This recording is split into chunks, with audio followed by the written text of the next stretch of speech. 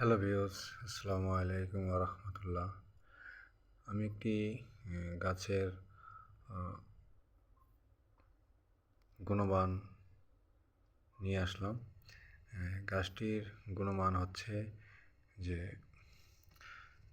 যাদের দাঁতের পোকা ধরে, দাঁত বিষ করে, তারা এখান থেকে 4টি পাতা চিবিয়ে দাঁতের যেই জায়গায় বিষ করে, পোকা ধরে, দাঁত নষ্ট হয়ে গেছে, ঠিক সেই জায়গায় আপনারা একটু রসটা ওখানে রাখবেন।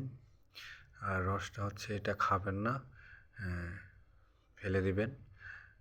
আর একটু তিতা লাগবে হালকা, হ্যাঁ, ঝাল তিতা এরকম লাগবে, কিন্তু এটা খুবই কার্যকর ভিউয়ার্স। এটা সম্পূর্ণ গাছটি দেখতে চাইলে অবশ্যই পরবর্তী ভিডিও জন্য কমেন্ট করবেন। আশা করি বুঝতে পারছেন আল্লাহর কুদরতি গাছের অনেক গুণমান, এবং এটার যদি সত্য না হতো তাহলে পৃথিবী কিছুই সৃষ্টির সত্য না হতো না। তাই আপনারা এই গাছটি অবশ্যই বাড়ির আশেপাশে আঙ্গিনায়, বা এটা অনেক ভালো ভালো জায়গার ভিতরে হয়ে থাকে, হয়তো এটা অনেকে কেউ জানে না। অবশ্যই আপনারা এই গাছটি যদি চিনে থাকেন তাই অবশ্যই ব্যবহার করে দেখবেন।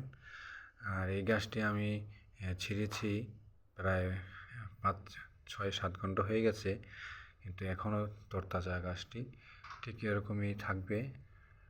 গাছটির পাতা মরবে না, শুকিয়ে যাবে না। হ্যাঁ, আপনারা অবশ্যই ট্রাই করে দেখতে পারেন। আসসালামু আলাইকুম।